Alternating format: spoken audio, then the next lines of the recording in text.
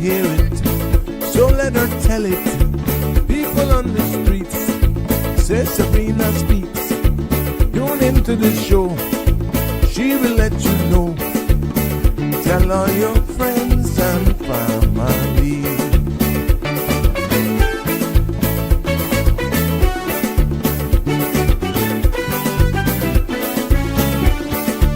Real talk is no joke. You get the news straight up from grassroots and concerns. You hear some people gone. So tell all your friends to tune in to Good evening, Cayman. I'm Sabrina Turner, and welcome to Sabrina Speaks, your daily dose of clarity, truth, and community insights. Every weekday from 5 to 6:30 p.m., we're tackling the issues that affect you, from national headlines to grassroots concerns. Whether you're in traffic or winding down your day, this is your chance to hear it straight and speak your truth. So buckle up, Cayman. We're not holding back. This is the show. We gotta let you know. Now we got to go.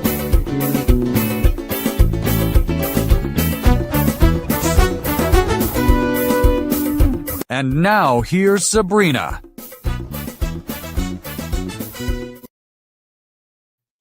Well, good evening. Hello, hello, hello. Hello, Sabrina Speaks family, near and far. How are you on this fabulous Thursday? It's good to be back with you. Welcome one and all to another episode of Sabrina Speaks, Voices of the Islands, Conversations for the World, and the podcast where voices rise, stories unfold, and inspiration takes center stage. I am Sabrina, for those of you just joining me for the first time. We are broadcasting live from the beautiful Cayman Islands every Monday to Friday from 5 until 7 p.m., where we are all into civic education, definitely keeping everybody in the know with what's happening locally, and of course, discussing things that really matter, because we are voices of the islands and conversations for the world. But like I said, it's good to be back with you this evening for another informative, engaging, and thought-provoking episode. And thank you for all of you who actually religiously join me here every episode. We appreciate you. And tonight on Sabrina Speaks, under the banner of Parliament in Focus, yes, health, safety, and the future of Cayman's social construct. My intentions is to pretty much break down the debates that will shape how we live, how we protect each other, and even how we govern ourselves. So call 345-936-8255 to be a part of the conversation this evening. And the content you're about to hear, including any discussions or opinions from myself, guests, and or participants, is intended solely for general, informational, and entertainment purposes. It's not a substitute for professional legal, medical, or financial advice. So I encourage you to consult with a qualified professional for your specific concerns. Bridge Media Limited and all its affiliates disclaims all liability for any decisions or actions taken in reliance on the information presented. Welcome one and all. It's good to have you here with me this evening. I hope that you're having a good day. Winding down from work and on your way home, yeah, it's good. We are blessed. We are thankful for being living here in the beautiful Cayman Islands, contrary to some other places. But you know how we do it here as irregulars. Let's take a look at what's dominating our news when it comes to the weather. Yes, compliments of the Cayman Islands National Weather Service. Now, moderate winds and seas along with some isolated showers are expected across the Cayman area over the next 24 hours as low moisture and upper level trough lingers over the Northwest Caribbean. Isolated thunder remains possible, and the chance of isolated showers and thunder remains possible through the weekend as the moisture continues to dominate across the area, coupled with marginal upper level support. Now, the forecast for tonight calls for cloudy skies with a 40% chance of showers and possible thunder. Temperatures will fall to the mid-70s. Winds will be east to northeast, 10 to 15 knots with higher gusts, and seas will be moderate with wave heights of 3 to 5 feet. The forecast for tomorrow calls for partly cloudy skies with a 40% chance of overnight shower and possible thunder. Temperatures will rise to the mid-80s. Winds will be east to northeast at 10 to 15 knots with higher gusts, and seas will be moderate with wave heights of 3 to 5 feet.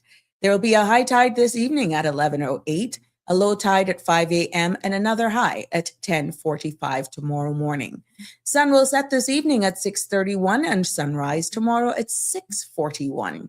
And the outlook calls for the chance of isolated showers and possible thunder through the weekend as moisture continues to be activated across the area, coupled with, again, marginal upper level support.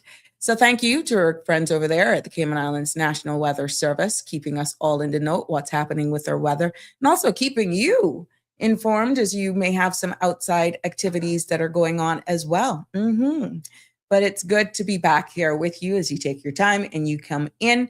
And it's always good to bring you another episode as we keep informed. It's amazing the amount of messages that I get even post-show and into the next day, asking for clarity. And I know a lot of you, I stayed up late just watching the Parliament, but we'll go into that because it is still ongoing right now. And I have the latest updates in case you miss it for today as well with the private members motion. So let's take a look before we go into the substantive episode today, which you are a part of. And I invite all of you to participate. You're more than welcome to join in. Let's take our attention now and turn it over to news that is dominating our headlines for today, local, regional, and international. Starting with home, one man has been arrested on suspicion of immigration fraud after police uncovered a targeted scam exploiting upcoming changes to Cayman's immigration laws. Now, according to the Royal Cayman Islands Police Service, the suspect was soliciting payments from residents by falsely promising to secure Caymanian status outside of official WORC channels. Another individual has been identified and warned. WORC is reminding the public that only authorized government processes can handle residency and status applications. And in other local developments, the Ministry of Caymanian Employment and Immigration has launched a new program called Hello to Hire, designed to connect Caymanian job seekers directly with employers. The initiative offers structured, one-site career support and aims to boost local hiring while reducing reliance on imported labor. Officials say that the program is part of a broader push to strengthen Cayman's workforce to create more opportunities for Caymanian.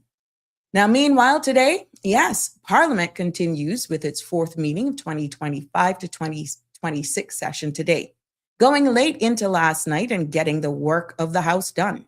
Now, Thursday is Opposition Day and Private Members Motion number 4, National Public Safety for mask wearing, Private Members Motion number 5, Motion for Mandatorily Red Line Amendment of Bills, and Private Members Motion number 6 of 2025, Motion to duty-free importation of recycling equipment, all brought to the floor of Parliament by MP Kenneth Bryan, Georgetown Central, were unanimously passed by Parliament as 3, what would call back-to-back home run in this session. Now, this sets the stage for several key debates shaping Cayman's governance and public policy directions. As I said, we will keep you up to date with other private members' motion right now that is being discussed later on in the show, because the one that is being debated right now is how limiting social media for kids under the age of 16, but we'll go more into that. Stick and stay with me here on Sabrina Speaks for more on that. Turning our attention now to regional news. Across the region, Caribbean governments are mobilizing humanitarian support for Cuba following its latest request for assistance. Now, several nations are coordinating relief shipments to Cuba, continues to face economic and supply chain challenges. Regional leaders say that the efforts reflecting long-standing commitments to mutual aid and Caribbean solidarity. And in Jamaica, Jamaica has launched its National Hurricane Strap campaign ahead of the 2026 hurricane season. The initiative encourages homeowners to reinforce roofs and structures to reduce storm damage.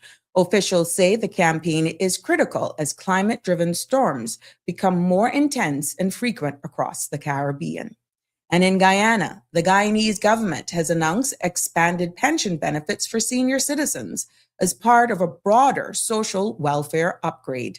The new measures aim to improve financial security for older residents and address rising living costs across the country. Now let's take a look at international markets. Global markets were shaken today as the Dow Jones plunged 1,000 points, triggered by a sharp surge in oil and fuel prices. Analysts warn that rising energy costs could reignite inflation and pressure central banks to delay or reverse expedited rate cuts. It's the largest single-day drop in months and has investors on the edge. And in U.S. politics, President Donald Trump has formally withdrawn the United States from the Global Minimum Corporate Tax Agreement, calling it harmful to American businesses. The move is expected to reshape international tax negotiations and could have ripple effects for financial jurisdictions worldwide. And finally, turning our attention to the United Kingdom. The United Kingdom government says more than 100,000 British nationals living in the Middle East have registered for consular assistance amid rising regional tensions. Officials say that the surge reflects growing concerns about instability and the need for rapid response support.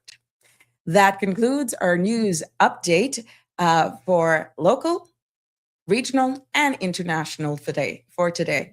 It's good to have you here with us. Good evening, one and all. I hear that one of my class of 1990 schoolmates is celebrating a birthday today.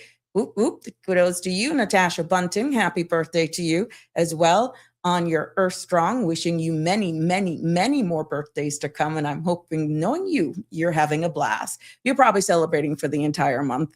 But yes, class of 90, that is a crew. We're aging like fine wine. And from all of us here on Sabrina Speaks family, we send birthday wishes to all of you. All are celebrating birthdays today and also anniversaries as well, living life to the fullest. From all of us here on the Sabrina Speaks family, happy birthday, one and all. Yes, yes, yes. It's good to be here. I see my girl. Say Patula, I'm still looking good, girl. Shaka Zulu's in the house. Good evening to you, my dear. It's good to have you here with us. Damian Henry is in. Life is as good as your mindset. Oh, that is so profound. Thank you for sharing that. You're quite right. Yep. Marshall. Class of 1990. That's my boy. Andrew is here as well. Blessed Thursday to you as well. Lots of love from us. Hello from London. How are you over there? How's the weather? Keep your weather. Always good to have my UK family in and my Australian crew. I know they've been MIA, kinda. On the posting, but I know that they've been watching as well, even if they're doing it after the fact. So again, to the worldwide family, it's always good to have you, and it's good to know. Tell us where you're actually streaming from, and we love your feedback. We love you because we're all connected, no matter what. Even though we're here in the beautiful Caribbean, we're all connected some way, somehow. Yeah. But welcome one and all. Carol's in the house. Good girl. You see me? I'm still looking fine. I'm trying. You know, yesterday we got some breaking news. I shared with you all on the platform an email that I got, and I was pretty much reading it as I opened it to you, but I felt I didn't do it any justice, and I felt the need to just bring you an update as a Did You Know segment here. And that is pertaining to trade and business, micro and small businesses and the incentives. I just felt I had to give it some attention today before we go in for a recap of what happened and what's happening in Parliament, right? There also been some discussions as well as it pertains to HIV, sexual transmitted diseases, and how the Cayman Islands should be looking at that. But we'll go into that. But I felt I needed to give this email some justice for aspiring entrepreneurs, those persons who are already in business, who may have taken advantage of what government is doing to help us, small business, micro and small businesses, to actually survive in this market. So right now, what has happened here is that we in the Cayman Islands have a special incentive program that can dramatically reduce the cost of getting or renewing your trade and business license, right? And especially if you're a Caymanian micro or small business owner. So if you are falling in those categories, if you're not sure where you fall, I'm encouraging you to pay attention, because I'm going to give you an update on that, okay? A lot of people don't know this, and some do, but they don't understand the responsibilities where you only pay $75, but you don't pay a trade and business fee because you fall within the category as defined as micro or small business, or you're engaging in a business that is not one of the businesses, which I'll get into, that is not eligible for this incentive program, okay? So my aim is to just spend a couple minutes to break this down in plain, simple language so nobody's caught off guard, or maybe you're a part of this incentive program and you realize now that the requirements that are being asked of you, you may not want to participate anymore. How do you exit? I got it all packed in here for you. But if you want to join in the conversation, by all means, you're welcome to. 345-936-8255 is the number to call to be a part of the discussion, whatever social media platforms that you're streaming us live on as well. Please keep it respectful, but feel free to message me there. And also you can send me a WhatsApp question as well, and I will read it out for you, protecting your identity if you don't even want to do it on your social media platform. So what is this incentive? This is a big discount for many on trade and business license and fees. Now, it doesn't matter whether or not you're a limited liability company or you're a sole trader. It doesn't lessen the fees for you to do the registration for your limited liability company. But when you go to the trade and business side of it, the operational arm for you to operate your business, those fees, if you fall within a certain category, all you have to do is pay the filing fee of $75, okay? And this is geared for Caymanian owned, I must say, let me stress this, Caymanian owned micro and small businesses, okay? And at the end of the day, you pay $0 for the license right now. And your discount depends on exactly where your business is located as well. Because in Georgetown, as stated, is 50% off, West Bay also 50%, Bodden Town 75% off, Northside 75% off, East End the same 75%, Kim and Brack 75% off, because the law for the sister islands already gives a 50%, and this adds another 50. So it's totally 100% for the sister islands, meaning Cayman and Brack and Little Cayman.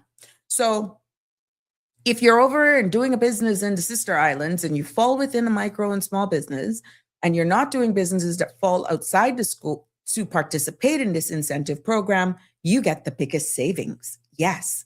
And what is the qualification criteria?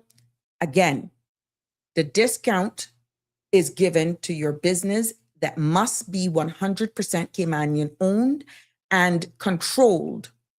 Owned and controlled.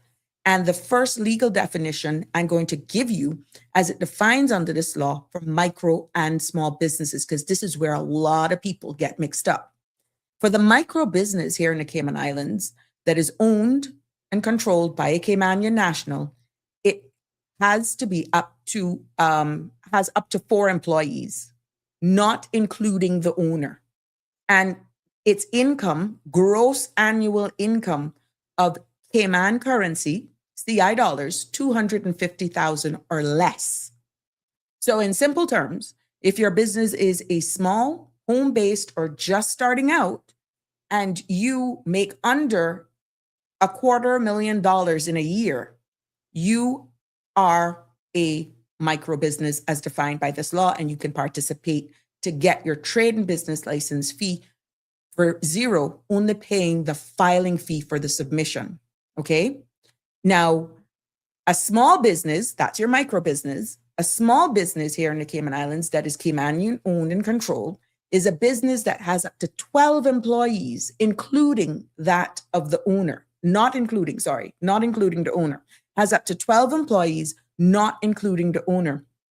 But the income has an annual income of 750,000 or less per year.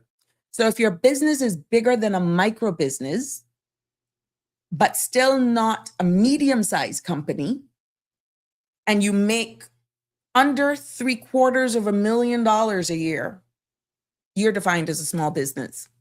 And these determines exactly who qualifies for either 100% fee reduction for a micro business or 50 to 75% fee reduction for small business, depending on the district where the business is operating from. And also to access government support programs and their eligibility for certain grants and incentives as well. So if you don't meet the revenue or employee limits, you cannot be classified as a micro or small business under current legislation here.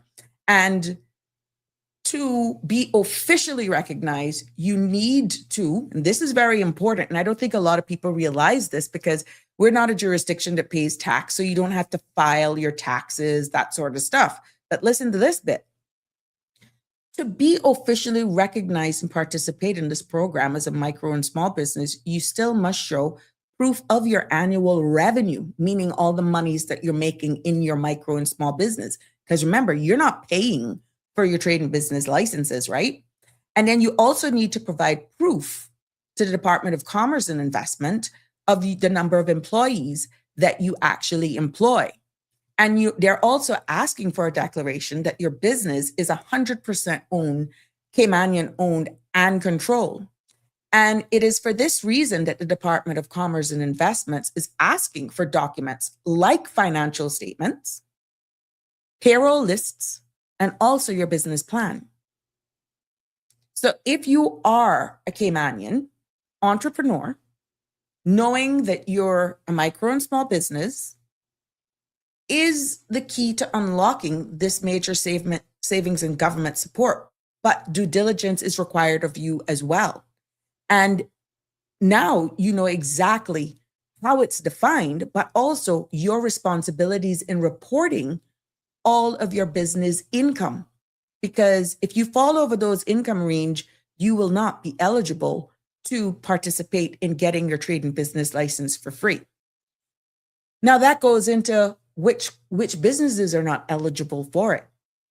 There are some businesses that could fall into micro and small business, but for the very nature of work that they're not qualified to apply or participate in the incentive programs.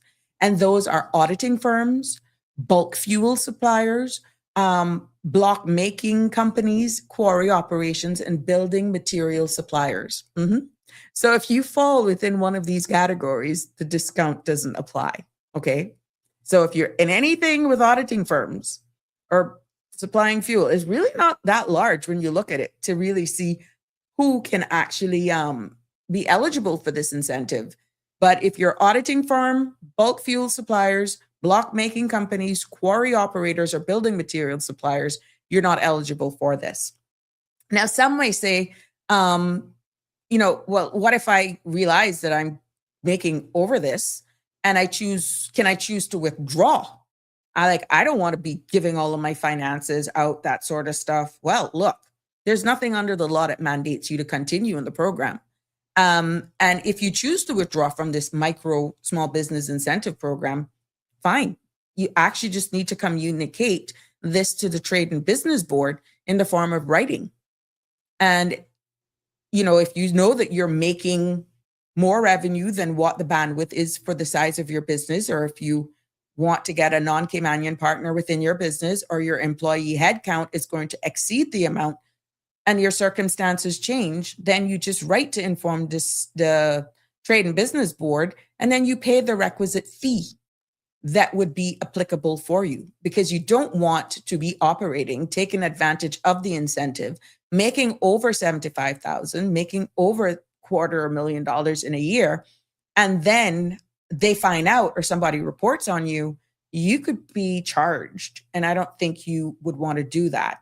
So it makes more sense if for whatever reason you choose to, you don't want to participate in it. And for the amount of information now that you're going to have to be providing in order to get your trade and business approval fee for zero, all you got to do is notify the Trade and Business Board in writing, withdraw, telling them that it is your desire to withdraw from the incentive program.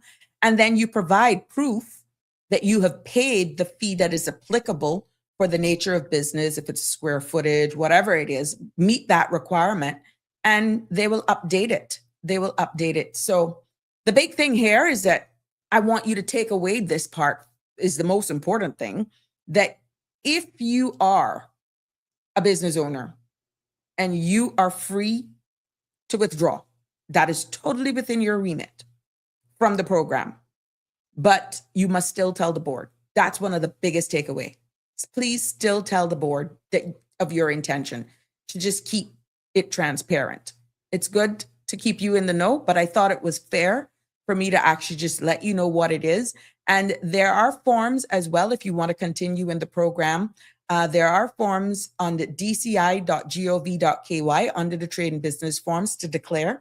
And should you need more information as well, you can call them at 945-0943.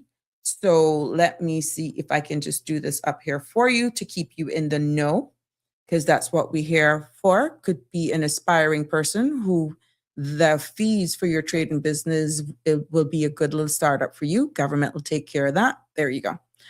So for more information on the DCI and the incentive, that is the link. And that is the website that you go on for the forms. And that's the number that you call as well for more information. So there you go. Can't say you didn't hear it here. And I don't want anybody getting in any problems out there, taking advantage of the incentive program, and then you find yourself in a little pickle. It's not worth it. 345-936-8255 is the number to call to be part of this conversation this evening. To all of you just joining us, good evening. Welcome. It's good to have everyone here. Yes, in the room. Joining us for another episode of Sabrina Speaks. The virtual room is what I call it. Yeah. Existing business license, it's on renewals or whatever. If you're a part of the incentive, nothing changes. Upon renewal, if you want to participate, Mr. Shillette, the Dean says, what about existing licenses? Nothing changes from that aspect. Nothing at all changes. I'm just letting you in the know. And if you're an existing business, actually, you should have gotten an email. So check your inbox. Everything that I'm said here is just a consolidated way. They have even attached to your email, if you're an existing business, the forms that I've alluded to. But just in case you're someone starting a business, first time, an entrepreneur, want to get into that business, the link is there that I just posted and the number for more information. So yeah, it doesn't impact existing businesses at all. The key is if you are an existing business and you want to now participate in the program, by all means, you just, once you fill out your form, you tick you want to participate in the program, prove that you're a Caymanian owned and controlled business.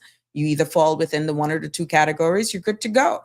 If you're already in the program and you want to get out of the program, then, and if you're up for renewal or whatever, and you don't want to provide these documents on renewal to declare your income and all that sort of stuff, all you do is when you do your renewal, choose not to be a part of the incentive program and you pay the fee. Good to go.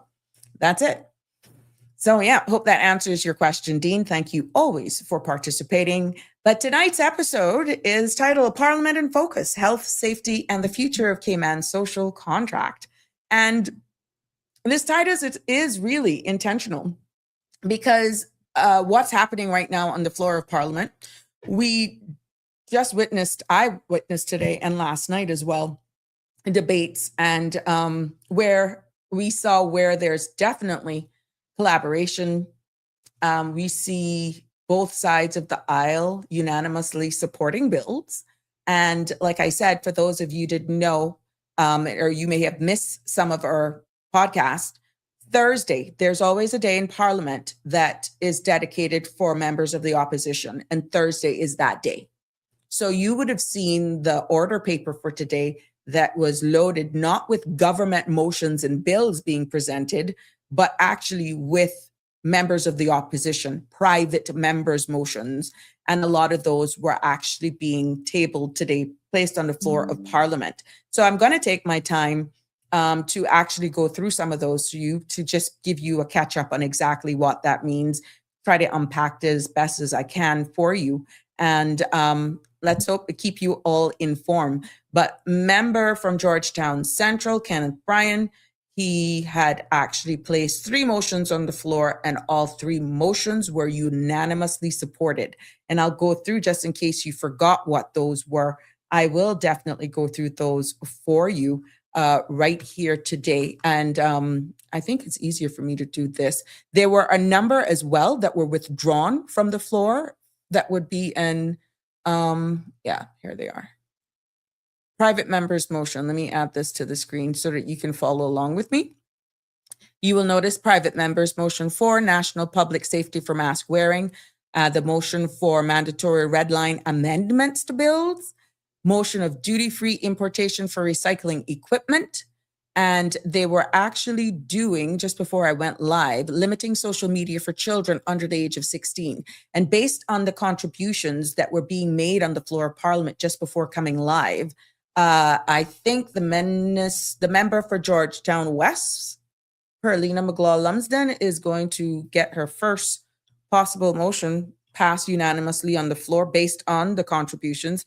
I don't see why they would actually not vote for this, but the tune of the contributions that I witnessed and that I heard, I think she's going to be successful. And the reasoning behind it and her research that she put in there, all 2 of these members actually did a lot of research in justifying it. And yeah, but kudos, congratulations to them both. That's member for Georgetown Central and Georgetown West, definitely bringing it home.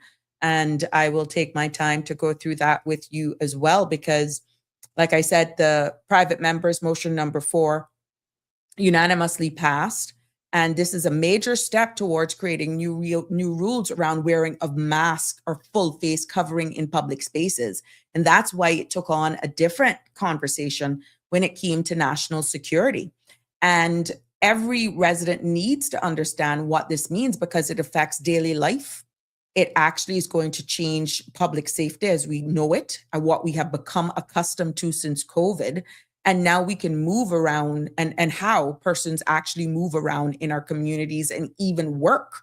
So what this private members motion calls for government to do right now, where it's at, because it's been unanimously passed on the floor of Parliament, is that where it is right now is that you're going to need draft legislation that will restrict the wearing of masks, that will restrict full face coverings in public, except for legitimate reasons such as medical needs. And this is going to be a little wonky, because even occupational requirements, cultural or religious practices, and safety gear for specific works. Now, understanding our community has religions that the burqa, that you wear your face, there is room for that out of respect, but this is not to ban mask. It's not a ban on masks, right? It's a public safety measure. And like I said, in case you're just joining us, this particular motion was passed unanimously, meaning every member of Parliament agreed that this is now a national concern, because based on the debates and what they have presented in their presentation, police have reported a growing trend as well, including members in communities where criminals are using masks and full face coverings to hide their identity. And what the police have also said as well is that robberies and break-ins are even harder to solve. CCTV footage becomes almost useless, and communities feel unsafe when people walk around fully covered with for no clear reason. What was very important or interesting is that one of the contributions made to justify why this is imperative that we actually put these into law is that how much of you get a gardening service and you could not identify to save your life? Who really, unless you're using someone that you've had for years, who really they bring into your yard? Some of them to save you, you would not be able to identify them. And it was the same concern that was brought up with persons who come to your house or your place of business to wash your cars as well. So this motion in itself does not create the law where it is right now. It is a motion for the government to consider unanimously on the floor of Parliament. Everyone supported it. But what it does by passing of the motion is that it now instructs the government to draft the law. So that means that the Attorney General's chambers has more works on their hands because they will now have to prepare the legislation, because the bill will go through also public consultation. Parliament will then have to debate and vote on the final law. And you also have to decide what penalties and exemptions will be clearly defined. So even though this has been passed because it is a motion, Cayman is not at the enforcement stage yet, but the process has officially begun. So it's a kudos, it's a step in the right direction. And once the law now is drafted, you can and look for, expect clear rules when mask or even face coverings are allowed, clear penalties for these misuses as well, and clear exemptions in the event of medical, cultural, or occupational reasons. And then, honestly, in regards to crime prevention, not discrimination.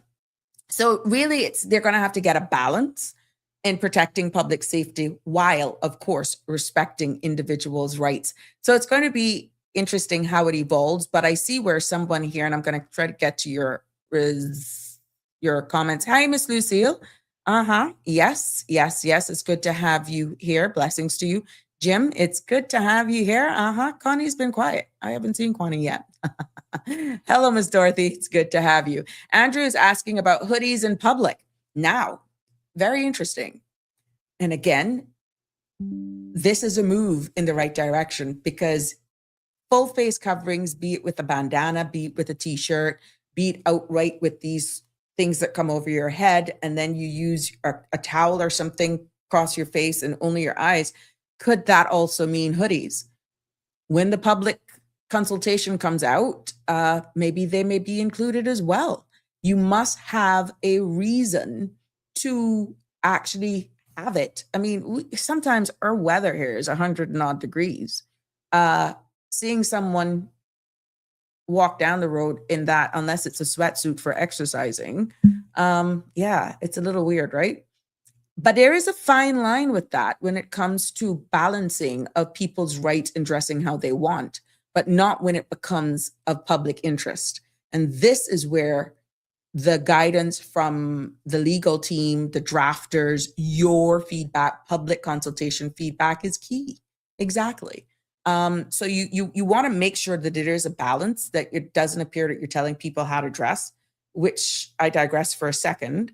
I see something keep coming up, and I did a little episode on it where Tampa International is a Tampa airport, or one airport in the US is banning people from, like, we don't need to see your sleepwear. We don't need to see your pajamas walking through the airport. And people are saying, I should have the right to travel how I want. I mean, unless I'm not exposing myself, who cares if I want to travel in a SpongeBob SquarePants slacks or my PJs, as long as I'm not exposing, right? And there's a different side of that travel now has become so intrusive, invasive, that what's the sense of dressing with class anymore? And it's more comfortable for you to dress in slacks and Crocs. And I think even Crocs came up into it. Nothing disrespectful about Crocs. It's just not my favorite footwear. Excellent shoe choice, by the way. But it's going to be quite interesting, the national debate. But I think from the perspective and for where this motion was derived, it is a matter more of national security. Because if you're driving in your car, there is absolutely no need for you to have a full face covering with only your eyes in it. It's just not making sense. If you pull up to go get food or something, you shouldn't actually be walking in to a pharmacy or grocery store just being fully covered for whatever reason. You shouldn't be just walking on the road fully covered unless that's your religion, and there are going to be provisions. And what has happened since COVID is that persons have gotten so accustomed to it that even when robberies are are actually happening, people don't know whether or not it's a worker or whether it's legitimately you're entering the store. It has become a norm. So we're going to reverse it back with this motion now being passed, going back to what is reasonable. And we have to see what the legislation comes about. But I like the feedback thus far. More of this discussion as this continues to evolve. Will this be one of those now that actually now reports back? The Clerk of Parliament reports back now to Cabinet. Cabinet have to decide and report back to the next sitting of the House, or as soon as possible, where they're going to go with this, and then whose ministry is going to take it on and lead the charge with the legislation. Is there going to be a select committee or a group of people, focus group, that's comprised of various ministries and people from civil society to help steer this whole exercise so it's participatory? We don't know. But that's really what's next. And I'm so happy that we actually go through the flow here on Sabrina Speaks so you understand what happens next, because this is one that we will keep our eye on. Good evening, Clean and Straight. How are you? It's good to have you joining us. Jim says, Andrew Campbell, I was just about to comment, hoodies. Who the hell needs to wear them in the Caribbean weather anyway? Maybe 1 or 2 weeks out of the year. We definitely had a few days where we had it over the Christmas, but I agree with you, Jim. And Andrew is saying exactly. Andrew said, well, we cannot wear sunglasses, caps, hats when we go into banks, government departments here, security guards in force. Well, I think unanimously from a societal standpoint, with the exception maybe of some of those gardeners, well, you got the sleeves that you can wear. And if you don't know, shameless plug, Edwards at Ed's Place, he sells them. He sells those sleeves, those things that you can cover your arm. Like I think it was the member for Northside says, go get a thatch hat, go get a sombrero. And if you don't know what a sombrero is, get a thatch hat, a wide brim hat. That's what our farmers used to use back in the day. But there's no need, and I see where he's coming from. There's no need for you to have your full face covered unless it's for medical reasons or your religion working. And like I said, kudos to the member from Georgetown Central for actually filing this motion and getting it unanimously passed. It was supported by all. Yeah. Jim says we can dress comfortably without wearing pajamas and wearing slippers. Yes, I agree. There's one airport in the United States that's like, we are tired of it. We don't want to see your PJs. Yeah, it'll be interesting. We brought it up here though. We brought it up. We had an entire episode on it, and it was interesting where the feedback came. Wake up, Cayman Islands. The full-face burqa is the verge of being banned in the UK. It is getting there. France and Poland and even some Muslim countries has banned it. Oh, really? Well, like I said, we're watching this space. We're going to keep it locked, and we're definitely going to keep you informed. But thank you for sharing that with us. That may actually steer where this piece of legislation goes, because the good thing is, there is no substantive piece of law right now in the Cayman Islands that we can say, well, okay, we're amending this, we're amending that. We can create our own piece of legislation with this motion now being passed to make it for us, but being vigilant of what's happening around the world and possibly regionally. And we don't want a cut and paste exercise. We want a piece of legislation that reflects us. And this is why this is an opportunity now for all of us to be a part, to participate when that time comes for public discussion. But I can see a lot of the uniform services being involved in this, and they may look at other jurisdictions for how it works as well. Yes, Andrew says suspicious activity. Denver, no, where are you? Oh, No pride. Good to have you here, Denver. How you doing? Shaka Zulu's in the house. How are you, my dear? Auntie Sabrina. We have that in common. We both dislikes those glorified Dutch clogs. Oh, all clogs. Ugliest footwear ever since platform shoes. You are darn right. Eric wears them around the house, but the dog uses them as chew toys, and I can tell you can't destroy them. Hence, I was not being funny when I said that. It's real. Chance does a number on them, and I have bought him so much toys. He refuses. So, hey, it is what it is, but it's not mine. Oh, no. Oh, God, no. Denver says, once upon a time, we used to see our visitors not dressed like they were like they're home in their backyards. Today, it's like no decency in public. Yeah, that's true. I don't know. It is definitely taken a different turn. Anthony Reed, hi from Colombia. How are you? So nice to have you join us. Alfred Real, good evening to you. He says, good evening, Auntie Sabrina. Will this mean that people will have to walk around with some sort of card or certificate allowing a person to wear a mask, and which they must provide to an officer who maybe stop them? It all depends. Remember, as long as it is not a covering for what the motion is, and remember, it's only a motion that was unanimously passed, the nitty gritty, the fine lines and all of that sort of stuff, the operational side of it is yet to be done. But what was clear from the onset is what we are seeing now with persons using T-shirts to fully cover their face. It is not a part of their religion. It is not for medical reasons. You're not immunocompromised. It's a no-no. Walking into certain stores, public places where you cannot identify the individual, and there's no reason outside of you being on your job for you to be driving fully clothed, unless it's for religious purposes, that you can't be identified. That's where it's coming from, Alfred Real. So I feel at the end of the day, however, if you actually found, like once it becomes law and it's commenced, the operational arm will define your reasoning for doing it. Now, I could be immunocompromised and I walk around with the N95 mask, like what we used to use during COVID. You can pretty much make out that it's still my feature. That's not the same as me coming on here with a burqa. It's not. And that's really and truly what some who are coming to do your gardening, some who are coming to wash your cars, who are working on job sites, which you can understand they're exposed to the sunlight, the elements, that sort of stuff.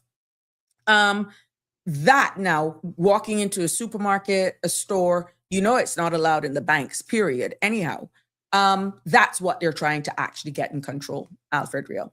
Andrew, those 2 robberies at the Western Union and jewelry store in Georgetown, the people were wearing those coverings as construction workers have on. Exactly. And that is why, if you notice, we actually got climatized. It was becoming a norm. And this is why when they buzzed them in, or however they got access into the store, I'm trying to remember the video, they were unfazed because it has become a norm to see people walking around. They assume they were really legit customers, but they had ulterior motives. So we want to get our people back, our society back, and by making laws now that is no longer normalized, that it will be an offense unless you have just cause to be walking around dressed in that manner. Yes. Wake Up Cayman Island says, men has committed crimes here in the UK with burqas on. It needs to be banned too before it gets out of hand. There is no need for it. There is no religious prosecution in Cayman. Yeah, persecution in Cayman. So yeah, I think we're getting there though, to be honest. Anthony Reid, Colombia government has passed laws against implementing Sharia laws. So it's going to be interesting how this, also Anthony says UK and US should follow the lead. Ah, boy, it's, Cayman must be careful. They will use religion as an excuse. That law needs to be meticulously drafted. The look is not good for tourism. It's something tourists wants to get away from. Well, that is why I'm so happy that it's going to go through the public consultation phase as well, and all of these things will be taken into consideration. And God spare his life. We're still here as we continue to evolve in this space, and it makes the bill. Then guess what? We'll bring it and we'll go through here. But at this stage, kudos to everyone. If there's one elected member of parliament that is speaking out, definitely, no matter what side of the aisle he's on, is KB, I call him, elected member for Georgetown Central, Kenneth Bryan. And he filed all three of these motions, and he got them through. So yeah, let's see where it's going to go. Also, remember when we were going through the immigration transition amendment, and it was so confusing and how I was going from one law to the next? Well, private members motion number 5, 2526, mandatorily redline amendment bills, again tabled or presented on the floor of Parliament by MP Bryan. They also unanimously supported and approved that motion that will make our laws clearer, more transparent, and even easier for everyone to understand. So if you've ever had challenges with that, moving on to the next motion now, that too was also passed unanimously. And what that is that the mandatory red line amendment means that's moving forward once it's, I guess, crafted in law, or maybe there's going to be a policy change. I don't know. Maybe this may be one that could be implemented a little quicker. From now on, every change to any substantive law, any current law, must be shown openly in black, red, and white, right? So there's no more guessing anymore. There is no more multiple or triplicate documents when you're trying to see, this is what the current bill says. This is what we're proposing to change it to. And this is what it would look like when and if it is approved. What you're going to have now with this red line document is that you're going to have one single piece of document, which will be the current law. The suggested changes will be marked over it, crossed out in one color, and what it will be replaced with. If there's a new section, that will be in a different color, that will be uniform for anything would be the replacements, but you're not having 2 or 3 documents to try and make one. So it becomes easier when you're looking at a amendment bill in the future.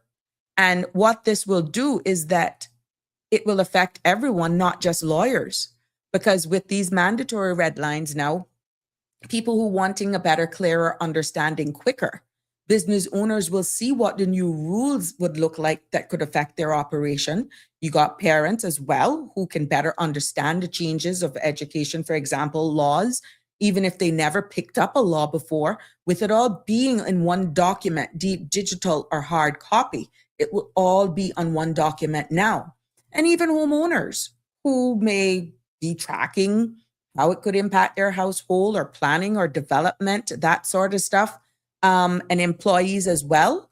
It makes it easier for everyday employees. Maybe if they may update labor laws, it's easier digestible. And also, when we as media people, podcasters, we can also report accurately to deliver it in a wholesome manner for you as well. And ultimately, the public can hold government accountable because it's everything there in one document. So what this does is that you can follow it easily in one document. So you see exactly what is being presented, what is being changed, and where we're going to go. So it fixes, the MPs argue that our laws are changing so often, which that's fine. Laws are not made to be static. Amendments, they agree, can be complicated. And the public deserves clarity, easy to read, because it builds transparency and trust. And it shows where democracy works best when people can understand what the government is trying to do. And also, again, with all of these reasons put forward, unanimously it was passed on the floor of Parliament. So there you have it. We're moving forward for sure. Andrew said, the reality is that we are not like how we were 40 years ago. You cannot leave your wallet, handbag too visibly seen. You are baiting yourself. Yeah, it's true. Those days are gone where you could leave your house door open and that sort of stuff based on the neighborhoods. You just can't trust anybody now. I know Kim and Brack, that used to be a place where you could just do it, but not even over there anymore. So yeah, we are changing drastically. Simply in the car, we would you would just get out, run into a store, come right back, and you're good.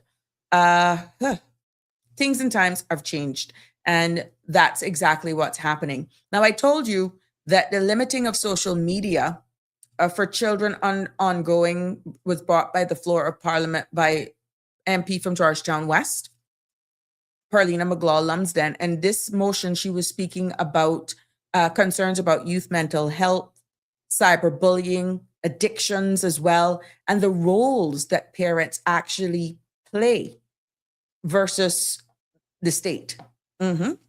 And what this is doing is that this has actually gotten great attention, and it's obviously overdue from what has been actually discussed. And I feel, if not already, the vote has been in that she will get this unanimously as well. Well, just for a reference, remember somebody brought up for the amount of committees that we had for the size of our island, we see where private members motion 10, 11, no, private members motion 11, 12, and 13. 11 was motion to establish a banking and economy standing committee. Motion 12, motion to establish an education and human services standing committee. And motion number 13, motion to establish an infrastructure and housing standing committee. All three of those motions have been withdrawn until a later date. So they have the member of the opposition, Bordentown West, Christopher Saunders, he rose to the floor of Parliament, and they voted individually to actually get the blessings and full on record that those three motions have been withdrawn. So at some point later, maybe in this administration, you may see those surfaces, you surface, you may not. And you may say, well, why go through all the process of doing that? Maybe the opposition side spoke with the sitting government side, and they spoke it through because either the government is working on something that would actually include this, or the timing. There could be a plethora of reasons, but the mere fact that you actually had the cooperation of the government with the opposition and vice versa, it speaks volumes as to how Parliament here in the Cayman Islands is now conducting. Now, like I said, they have been withdrawn until a later date. Let's see. But that's to keep you abreast of private members' motions that those last three, 11, 12, and 13 have been struck. They have been withdrawn, so they no longer exist. And let's see exactly what will happen there. But we're seeing a more unified approach in regards to this as well. Dilly Williams, Cayman was one of the best places to live. I worked there once. That's what I admire more, the security.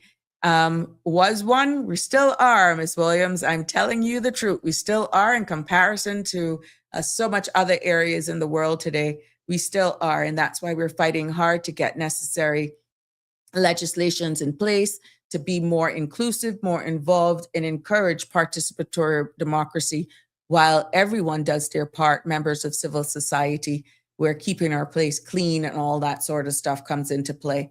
And also the other private members motion that was passed is the importation of asking for equipment for those persons who want to possibly do that motion to do the free importation of recycling equipment. So this creates entrepreneurial opportunities, and anybody who may want to get into that type of business, well, hello, it's not a law yet, but the motion being passed, what's next? Legislation is supposed to be drafted, but it's something in the works. And for all of you aspiring entrepreneurs to want to get into this line of business, hey, it's in the works. Good evening, caller. Welcome to Sabrina Speaks. What's on your mind today? Well, Sabrina, good evening, and good evening to the listeners. I always have stuff on my mind. It's like I stack them up over 6 months and I unload every single day or every week. So, You need a vacation from well, yourself. well, I need yes, maybe some things physically might change with me. Well, Sabrina, it's very good that you continue to discuss this, educating the public about the I'm house and how it trying. works. I'm And trying. Honest to yeah, God, I am. it- it- well, you see, this is the thing in every society. You were inside. You now know certain things. You did. You were first a civil servant, and then in the private sector, and then in Elected. government, and then you come up on a talk show.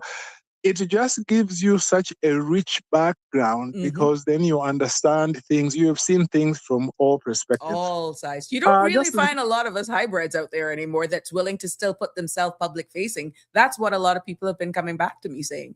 Sabrina, you're full circle. yeah, and we need more full circle people in the society because they'll promote education, they'll promote understanding, and just general harmony in this society. Now, the issue about the motions is it's very good. I mean, now we've got a few more committees than No. there They used were to be withdrawn. before. The committees are withdrawn until a later date. All the I was committees I are, was listening. all of those committees have Okay, been withdrawn. 11, 12, and 13. okay. They're all been withdrawn. I just went back to it when who is this? I think it was Chris Saunders was Yes. on. And then because I think it was him and Kenneth who moved and seconded. Yes, sir. So, okay, because I did hear that something was being withdrawn, but I didn't know which ones It's it all was. So was three, it, three of those committees, all three. did they give a reason for that? There Or was was it that some, I think I kind of paraphrased it. It's like they spoke off camera to the government. yeah. And I guess there was an exchange whether stuff is in the works, not speaking on behalf of the government or the opposition, but what I understood, and yes, coming full circle, more than likely there's substantial things in the works that would cover all three or some of these. And I think it was just an agreement with the opposition and the sitting government to just hold off a little bit. And we should see something coming that would actually address these. So it showed maturity. It showed compromise as well. So we'll just have to wait and see exactly. But I know when the vote came in for all three of these to have them withdrawn, I was actually listening. Okay. I wasn't like Connie Well, watering the orchids. I was actually listening.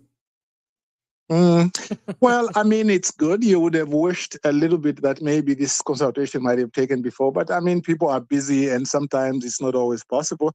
But whenever you find out that something might be done a different way, maybe a little better, maybe with in a collegiate way, it's always good, regardless of the stage, to be able to do that. We'll see what they come up with. I mean, I don't know what the reason is. Maybe they want to work on the composition, because I saw from the motions the composition of, I think, all three of them. The speaker was going to be the chair. And then the membership was going to be from five to not less than five, up to seven, and so on. But anyway, let's wait and see how that's going to happen. But I just want to say something about generally this whole issue of change, and maybe beginning with the issue of the red line draft. That is really a significant change. But before I address that specifically, I want to give a shout out really to Honorable Kenneth Bryan and the Honorable Speaker. Because the two of them, there may be others, but those are the ones that I can talk about now. They seem to be really oriented towards being able to improve things and changing things. They are not people who say, well, this is the way it was always done. Let's leave it this way.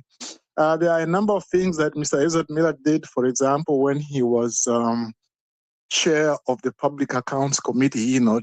I think he started off saying, well, let's have some kind of manual which helps us in what to do. And he's got a lot of experience, but also he is read up on a lot of stuff, and he was really moving things forward. That's why, in a sense, I was disappointed that he wasn't elected, but then there he is now in a position where he can influence even more change. And the Honorable Kenneth Bryan, I find also is the same.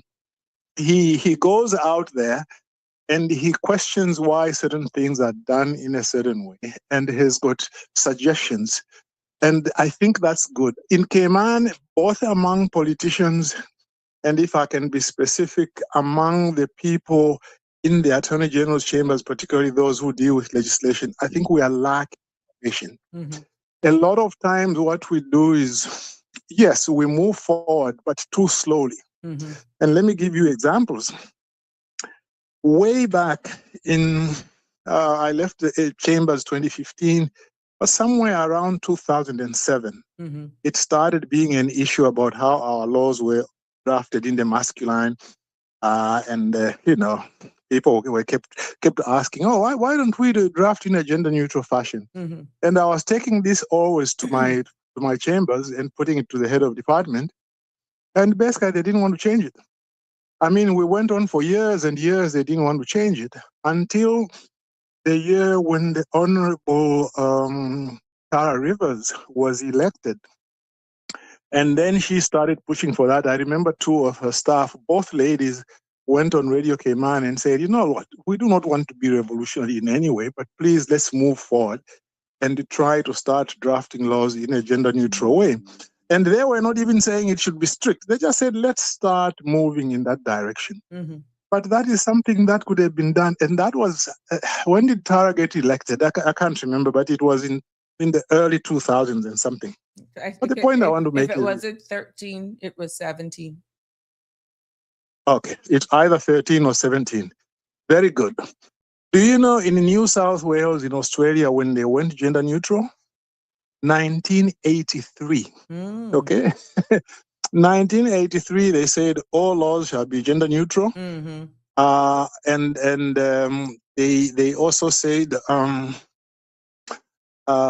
in their interpretation laws, they changed them to say, the way the interpretation law says that everything in the masculine gender includes females. They amended their interpretation laws to say everything in the masculine gender includes females, and everything in the female gender includes males and all other genders, or something like that. What a big okay. So, yeah, So at the end of the day, yes, in Cayman we do move, but very, very slowly. Why? Because people are not really imaginative. If you look at, for example, another area where, let me give a shout out here to Denny Warren Jr.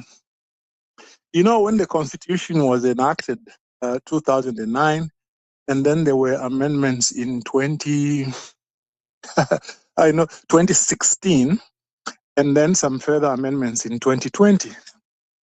For a long time, there was no consolidated, like a new edition, a new copy of the Constitution to put those two in so that people can read one document. It was Denny Warren Jr., if I remember correctly, who, when Vaughn Carter, who was or maybe still is with the Constitutional Commission, Denny Warren called and said, why don't you have a consolidated copy of the Constitution so that people can follow? And I think a few months after, it was done. And now that is publicly available. In one document, yes. In one document. Now, of course, they say that it's unofficial in the sense that it is not published by the Law Revision Commissioner in the UK, that kind of thing, because it can't become official unless it is released by the right entity. But at least they've given us something that we can use. And it's easy digestible. Read. Yeah. Why didn't they do that, for example, immediately in 2016 when the first major amendment was done, and maybe do another one in 2020? We wound up having one done, I think it was last year, 2025. Again, do you see? It's moving. It is moving too slowly. Another thing which they moved very slowly about, that the laws being on the website is only a recent thing, because while other countries had started putting their laws freely and updated on their websites, Cayman was not doing that. While other countries were taking like the cases decided in court, putting them on the website, Cayman was not doing that. Now, you won't find on the website, unless you are on a paid subscription, the ones that are edited and are in a law report. But the raw drafts are supposed to be available. And I remember we pushed for this, me and Woody Da Costa and a number of other people. Mm-hmm. We pushed that the laws and the cases should be on the websites. And we fought for a long time, and eventually they had it done.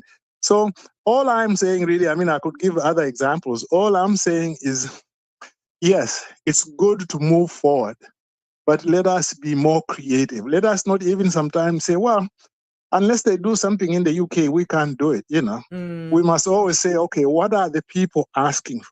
Mm-hmm. One of the biggest demands that are being made at the moment, for example, is that the memorandum of objects and reasons, which accompanies bills, Mm-hmm. does not help. If you say that Section 7 is being amended by deleting paragraph 13 Where's to put the another context? paragraph, Justify it. What is the justification? What is the justification? You tell us a story. What was there before, and what are you bringing together, bringing in force, and how is it different? That's what you're supposed to do in a memorandum. Up to now, we are still fighting that battle. I know that anyone Jr. as well has been talking about this.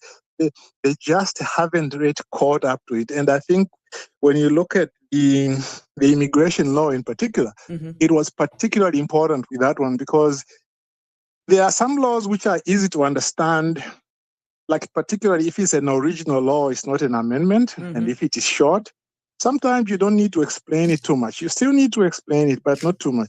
But something like the immigration law, they really needed to do a good job. But up to now, it looks like they haven't really caught up to that. Another thing that's missing, in Cayman, up to the time I left government, there is no legislation handbook. In other countries, what they have got a legislation handbook, which basically talks about the way the legislative process works, how you propose laws and how you consult on them and to whom they go and the whole process until finally they are enacted. The one in New Zealand is something like about 300 pages long, but that's an exception. A lot of them tend to be somewhere around maybe 100 to 200 pages. In Cayman, I started advocating that when I was in government and I was fought. They said, well, if the ministers asked us to do something, if we start telling them about the handbook, we just need to do the work, which is a stupid response, to be frank with you. You need to be able, once you have a legislation handbook, it helps everybody understand what their role is, and therefore government will be more efficient. All they have, for example, in legislative drafting, at this last time when I checked it, is a document of about 15 pages long, which just tells you, okay, this is the way you give instructions. This is how the legislative drafting department is structured. No. You need more than that. And then the cabinet handbook also, which I was advocating when I was in government, when that came on board, when Wayne Panton was premier, that came on board. And that took also a very long time. That is something which should have been done, I don't know, maybe 20 years ago or something. I think there's a lot of silver linings in COVID. I worked for a period of time, of course, as a civil servant, and then ran my own business for 15 years before getting elected, right? And it was always talked about, especially dealing with immigration and online payments, submission of applications. It was always talked about this digital way of going and doing business. And it wasn't until COVID that we saw that embraced. Even though it was rushed, it took a pandemic for that to actually become a reality. So not to tell you, like how you saying laws being online, subscription or not, but before you literally had to go to the Legislative Assembly, then pay a fee to walk out with a book. Because unless you paid for an online subscription, that was still evolving. You understand? So I'm really thinking with the power of social media now, the power of just getting information, the amount of resources, you're not just limited to Encyclopedia Britannica anymore. You got Uncle Google, you got chat bots, you got Chat GTP. Let me tell you something. AI things, Exactly. You can do that in less than 2 to 3 minutes. So I feel you're onto something when it comes to pace. What society is being done now, because it's so easy, if you so choose to educate yourself on something that you want to know more on, You just use the right tools and go to educate yourself to hold persons accountable. And I think that operationally is what governments, and especially small island development states, are actually grappling with now, because what you used to get away with back in the day, thanks to all of social media, thanks to different tools that can get you information right now, they're going to have to implement processes that is moving with the pace in which people expects you to actually produce. And that's what they're competing with right now. Yeah, you know, COVID. You've touched on a very interesting issue there. COVID. In Ontario, there are some courts you would go to. You want to file a document, you could wait 3 hours. You can't file a document, and then if 4 o'clock comes and they close, even if you've taken a number, they will just tell you that it is closed. Then you have to come back the next day and take a number, because your number doesn't hold over until the next day. Oh, wow. That's the way it was before COVID. And then when COVID came, of course, everybody was forced now to start working remotely, full time, to put it online and so on and so forth. Now, they won't accept filings unless they're online. they just won't accept filings unless they're online. I could be honest with you. I was trying to sort out some telecoms paperwork yesterday with a friend. And my question was, can you do this online? Just hold on. No, I don't need to print that off. I got a scan here. I'll give you this. I'll give you that. And the look on their face when they looked at me like, wow, this Sabrina, where did she come from? What I'm saying is, times have gotten you there that once you were like, we're not going to take it, you have to come in with the hard copies. Now people are like, you don't have to, just scan and upload. We're seeing people being a little bit more embracing of technology right now that makes processes more efficient. And I can tell you, you wouldn't be Mr. Balika. You should know. When Sandra threw me under the bus with being in this space and I realized I have to do this, I have to do that, yada, yada, yada, I was scared. And now I'm like, boom, boom, boom. I still got a lot of way to go because it continues to evolve.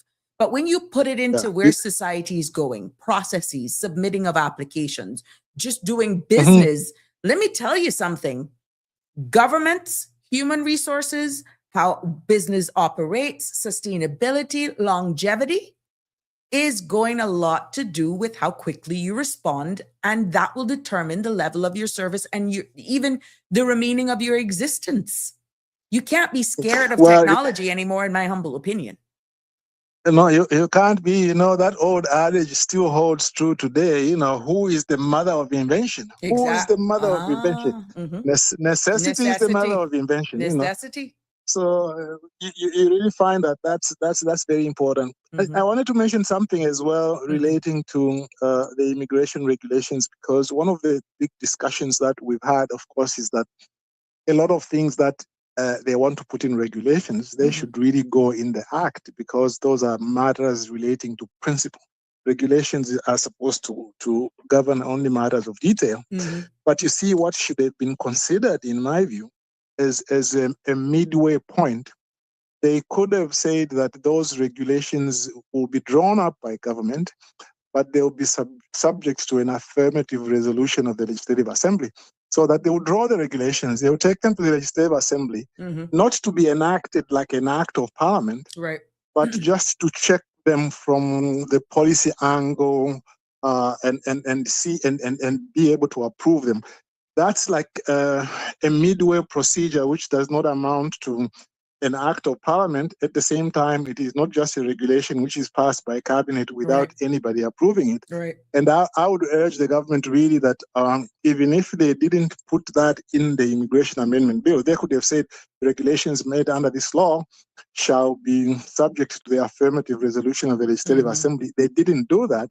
But to me, I think they should still consider that before those regulations come into force, they should take them to public consultation, but in addition, take them to the House so that they can be debated in committee or in a committee of the whole House. That way, I think it will help people appreciate a little better that they understand what's in there. They also believe that the government is not trying to pull a fast one. I think that would be quite useful.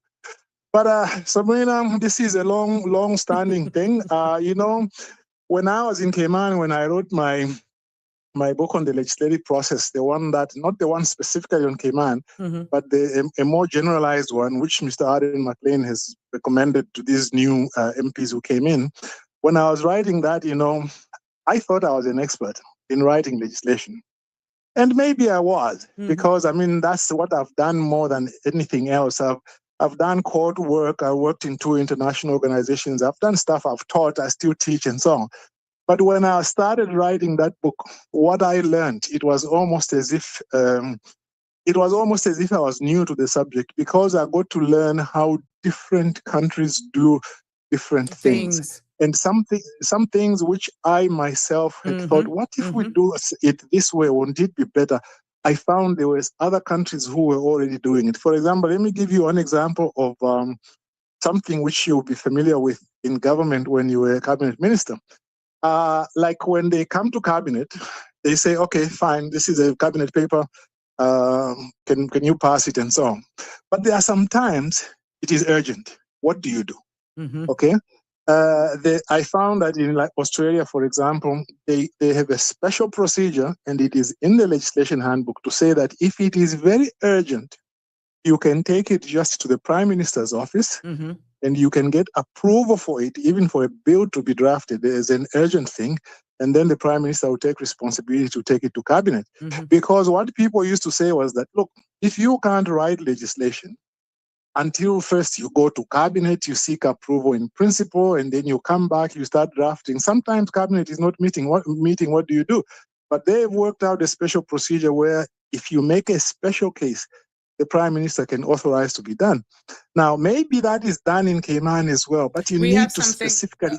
You're talking about legislation, but I know legislation is totally different. That is a big wig. Yeah. But I know what they do to try and fast track, maybe to enact the call then for legislative drafting, is a thing called round robin of papers. So even if caucus and cabinet are not meeting, and you want something to make sure you're going to get the 28-day next sitting of the parliament, you have a thing called a round robin. Yeah. And usually we would have spoken to each other, because you have these chats now amongst yourselves as a caucus, a cabinet.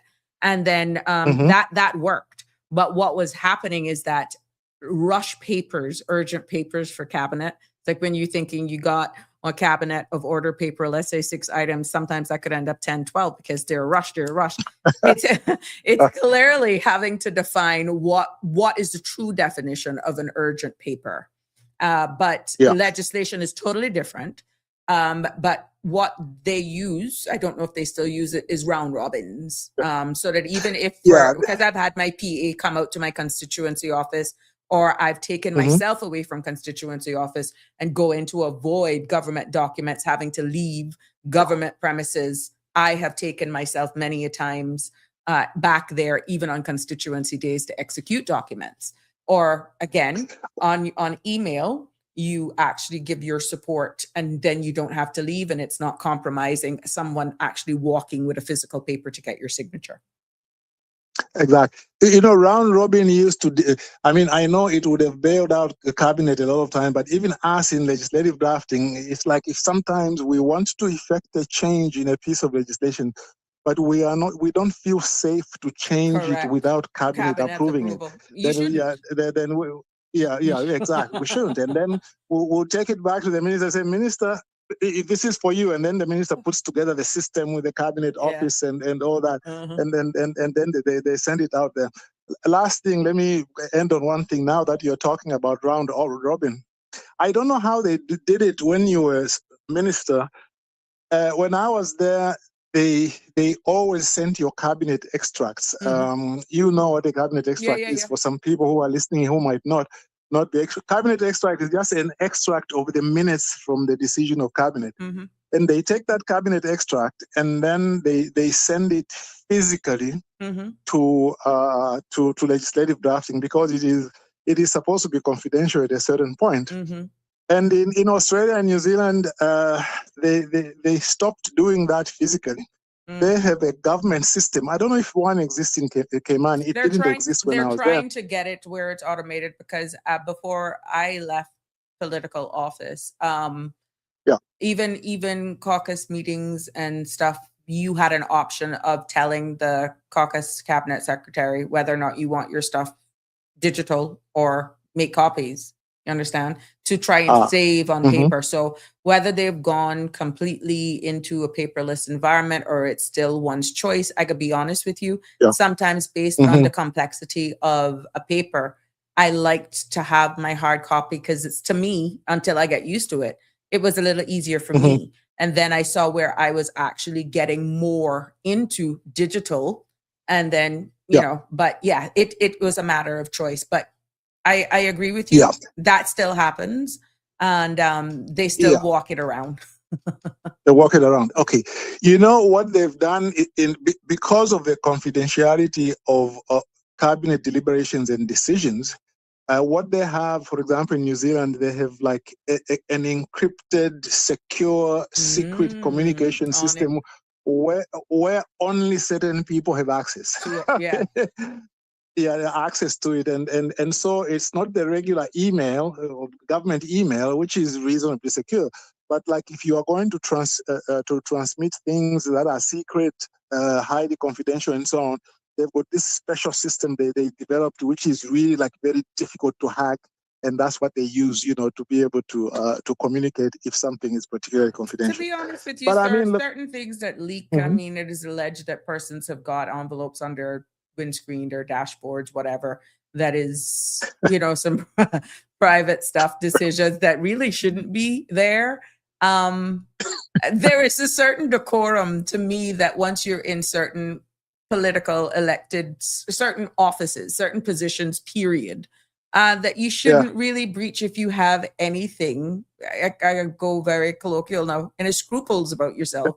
There's just certain things you don't do because they could have long. It says and it shows the weakness in a system, but it also speaks a lot on the deliverer as well. Especially if it's, I think we need to think heavily on doing certain things because it shows up a weakened system, number one, and then it speaks a lot about you. And even though it may work now, at the end of the day, you're eroding your validity, your trustworthiness, even when you're helping somebody in that moment, probably trying to define something. Eventually, they're going to say, well, if she's capable of doing that now, you can trust her. You understand? It's hard, but to me, there's a level of decorum and professionalism in certain roles that you play. It will sicken people. It will aggravate people that you're by the book. But trust me, when it comes to your reputation, that is priceless. It is priceless. And I'll tell you one little quibble I had a little bit with the Cayman system was I don't think confidentiality was very much respected. No, because you're saying things, you'd be saying things, well, you know, I got Mr. Balika. I was so happy Mr. Balika helped me wrote this paper, not expecting it to be used against you. You were just happy that you were praising Mr. Balika for helping you. And that time you're shooting Balika indirectly because that may get to your boss ears and they'll be like, hold on, why are you doing that? This came to my attention that you were helping so-and-so write a paper. You are a civil servant. Why are you doing that? With no intentions of causing any harm. It probably cost you your job. You know, in the government that I joined many years ago, because a lot of the system was still the old British system, which they left in the colonies. I mean, when you wrote your letter, you had to decide, is this secret, which is the highest form of thing? Is it just confidential, you know, or is it an open letter? And there were specific stamps you put on it, and it was very. That don't mean it was very. Oh yeah, that's the way they did it in the old school. And people sometimes we used to get disciplined, like for divulging things like that. For example, a cabinet paper, for example. The rule used to be, in the old time before computers, the rule used to be that you couldn't photocopy a cabinet paper. Why? I heard. Because as soon as you photocopy it, then once it leaks, we can't trace it. Exactly. But if we say there are 15 members of cabinet, you all get your copy, and your copy is numbered. The secretary to the cabinet knows that Minister Sabrina Turner got number 4. So if number 4 leaks, we know she done it. You know, that kind of thing. So little things like that maybe might be improved. They have never been such a serious problem because, see, governments don't come down in Cayman because something is leaked. But in other governments, one thing can leak and the whole government can come down. But it's something which over a period of time can be looked at because it can be very expensive. See, you remember the time when Minister, it was the current Premier when he was Minister, he made a suggestion, or they made a recommendation about increase of fees. I think it was relating to the credit union. And then he announced it to say we are suggesting that there should be an increase. People didn't like the idea of an increase. And then suddenly people say, well, but why did it leak out? And then Mr. Bush was also saying, hey, look, before it goes public, cabinet must first approve it, at least approve the basis upon which you will consult. See, those little tiny things. So and even so on. a suggestion, a fragment of an idea, we're talking and, we're saying, well, that may be, and we're speaking out aloud, even if it may come to be, I can see where, This is why you have to be so careful as well when you're in a particular office and seat and politically alone. You have to be careful even how you engage with people in the supermarket, because people will only hear the last end of a statement. And then that creates this void to be filled with everything else and just add on what they thought in context you meant. And it could be as far as east is from west. Yeah. Now I keep saying this is the last one, but this one, the next one is very short. Is the last one.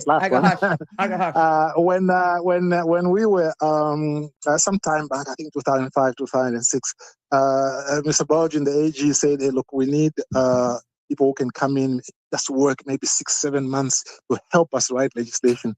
And the people in the department, they're saying, "Oh, we don't know anybody." I told him, I said, "I know a lot of people in the Commonwealth." So I called up this guy who had worked with me on a World Bank project in Africa for 2 years, but I got to know him very well.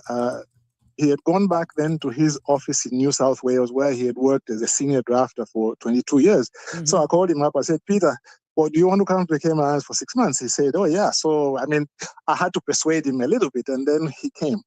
And when he came, one time we were just having a drink, and then he read in the paper that the Freedom of Information law is being worked on.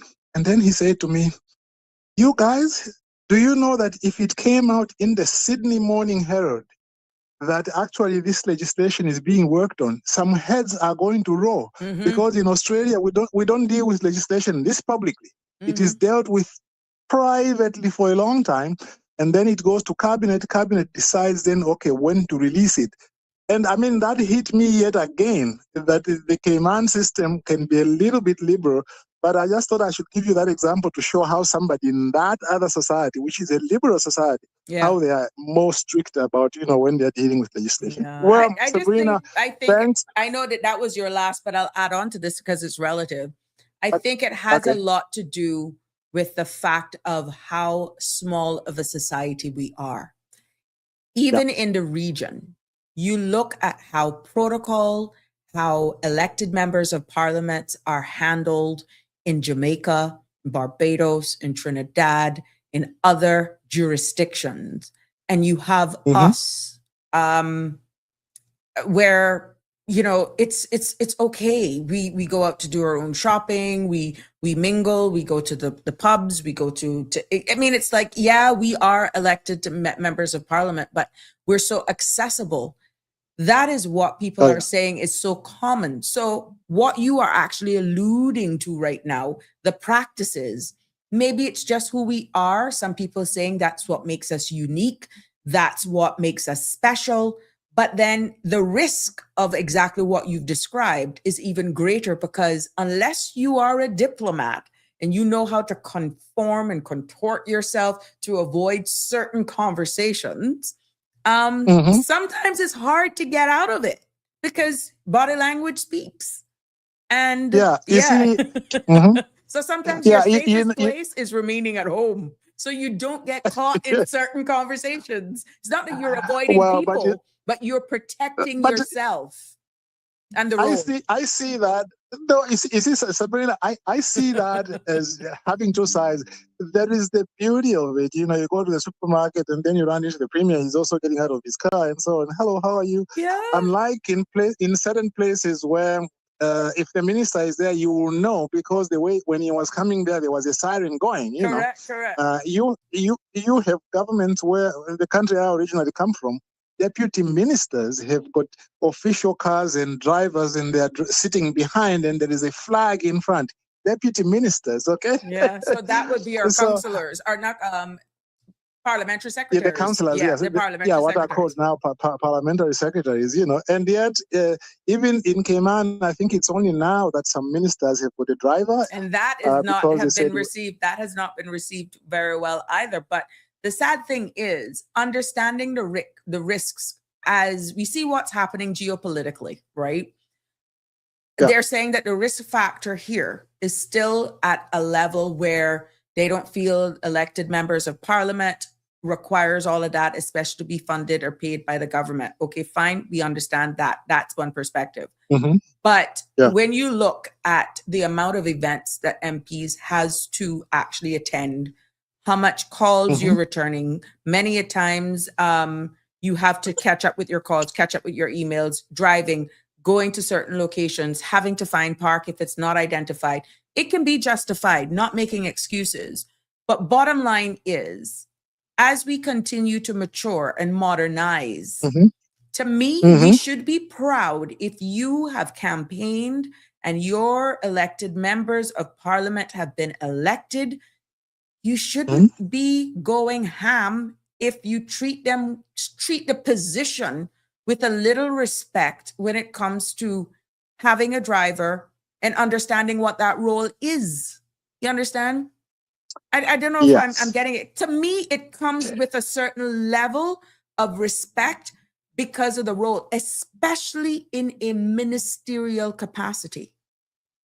Yeah. Looking at even some of the ministries that you're responsible for, the risks are higher. Home affairs. Yeah. You understand? Hello? Do you understand the risk that comes with home affairs? With home affairs, the departments that fall under usually home affairs? You remember the story we have? I won't use any name. The story we had around Ivan when they said they wanted to kidnap a certain member of government. They wanted to kidnap a certain member of government, but they just went to the wrong house. Exactly. Yes. You remember that? Yeah. And then they said at that point they said no, that person now has to have somebody who can drive him and so forth. Now I know that Sabrina, even chief officers can also claim that in these other countries chief officers don't have drivers, but they've got government cars which they can take home and. But sir, and to look be at our very deputy governor. Look at the role of the deputy governor. Yeah. Okay, I only need to say that the title.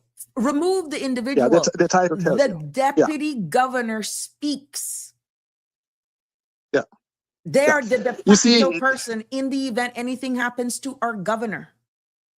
Yeah, and you see the deputy governor. You see, because he is the deputy to the governor, but at the same time, he's the nexus to the chief officers and so on. So he's also head of the civil service. Exactly. So that he's got this role. I mean, for him, in fact, I think that he should have in that office a little more support than you have. Let me give you an interesting story about how. And this your last one now. This is my last one now. Some people say that, well, you see, we want our ministers to be respected and to be given this comfort because we as a people want it. The late president of Tanzania, who was a famous guy, President Julius Nyerere, a lot of people know him. He was a modest person, very well educated, and he retired from office after about 25 years. And then he went to live in this modest house which he owned. Yeah. But then the problem was that he was now like a senior statesman helping resolve disputes around the continent and even outside the continent. But when people came to Tanzania, they had to go into this modest house, which had not even a conference room. They said, former president, you can't live like this. Mm-hmm. We will build you a big house which has a conference room and with cars so that when people come there, they can see that this former leader is respected and he is operating in a very respectful environment. I think Caymanians need to buy into that idea. They should insist that we want our leaders to be respected and to have a certain comfort they have, for the things they do for us. That's a little theory I'm trying to sell to Caymanians. I get where you're coming from. It's profound. It maybe have to be repeated because whether or not we're realizing that it is becoming a reality, and there's certain key positions that we may actually have to look where national security is playing a big role, that it may come a real conversation. Just before you go, not a question. This is a question that has been posted. Can you ask the caller if it would be beneficial for me to take his course to improve my knowledge, although I am not in the field, I am not in that field of work. My field is accounting. That's from Tartarian. Yes, you can take my course, but at the moment I'm waiting for a partner I can work with in Cayman. Oh, okay. A partner with a little company who will be able to host it and be able to do the administrative thing of putting it on air. It's very easy to do now. We can do it without sitting in a room. But I'm looking for a partner. Any of your people who are listening, you've got a little company. It doesn't matter whether it deals with training or whatever. So long as it's got a little company, we can hook up and then we can offer the courses and there'll be percentage split of the profits, which is what I've done before. Okay. There we go. See, we have another comment. I strongly feel Minister Miles should have some sort of extra security for what he's doing in Cayman. And Darlene Manzanares says, our deputy should have a driver or chauffeur. I mean, I think she means deputy governor should have a driver, chauffeur also. Yeah. Yes. There we go. By the way, former presidents in a lot of places in Africa now have a pension. I actually drafted one law like that for my home country. When you are a former president, and that story, by the way, from Tanzania influenced that. Somewhere around 1993, there's an act called the Benefits of Former Presidents Act. Once you are a former president, we do it more like the way they do it in America now. Like you continue getting like 3/4 of the salary of the current president. And then you've got a certain number of tickets, you and your spouse, to travel outside the country. You've got a house which is built for you and it is your own house. You can even leave it to your children and so forth. So because the insistence was that a former president must live respectfully, we don't want a former president standing at a bus waiting for a bus, and that is something maybe you might consider. Wow. Maybe Mr. Bush today would have been given a house by government, But that's a discussion for another day. That's a big topic because Christ, you can't. Oh, let me hush. That's a whole different topic. Not to be rude to Mr. Bush. I'm just speaking about the topic on a whole. If they went on so bad about cars, OMG. So we'll leave it right there. But that's the topic for another day. For another day, but I would be very happy to see it for him, for the respect for the man, what he has done. Forget about anything else. You can't erase what he has done. Yes, sir. Okay, you take care. You take care. See, Wake Up Cayman says, I would love to take the course too. So you got people saying they're willing to take the course. Let's see how that evolves. Get in touch with me. Maybe we can find a little company which can host them. There we go. Okay. All right. Take care. Thanks have a good very evening, much. sir. Bye-bye. Yes. You too. Bye-bye. I see. I try to do breaking news here for you, and I see where it just popped up in the stories on CMRTV.com, where Jamaica ends 50-year medical program with Cuba. So we're seeing where, and I digress from the topic, but when I see these come up now, I try to share them with you. The link is there on CMR, so you can read this article for yourself and exactly what's happening with the people in Cuba. We're seeing where they're grappling. Oh my gosh, and now more income. Jamaica now, geopolitical pressures. You see how we're all connected and you see the power. You see the power of certain leaders. So yeah, Jamaica ends 50-year medical program with Cuba. They didn't even say because of what Cuba's going through. And you can read this, the story for yourself to get more context. Whether this is permanent, whether this is forever, the word ends. let's read into this a little bit more. I know I wanted to go into the conversation as well and get your feedback here from my Sabrina Speaks family. What's your take on another topical debate that was going on as it pertains to the HIV and immigration debate, sexual transmitted disease, but more so around HIV. And this was very emotive conversation in regards to whether or not, it should be a case where a work permit holder or someone who's here on a work permit, should they come up HIV positive because there are allegations of someone here on a work permit and what has happened in the community. We can follow this because tomorrow is open mic. We can continue to expand on this conversation, but I'd like to get a feedback from our Sabrina Speaks family. What's your take on this? Whether or not you feel that if someone comes up positive, that here, let's say the renewal of their work permit, or more than likely a work permit or a government contract, let's just say that could be used against them for a non-renewal or revocation. What would be your take on it?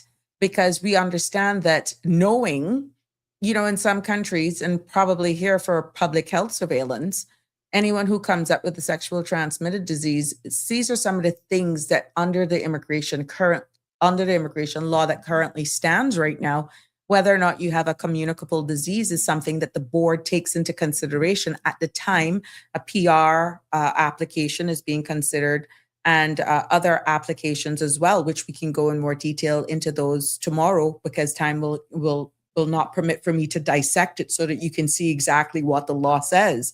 And even terms for revocation as well of certain grants or for refusals. It talks even about prostitution, or if someone comes in here for actually those means. How you define that is another thing. And there are allegations that there are extracurricular activities happening in certain business establishments that poses a public health risk.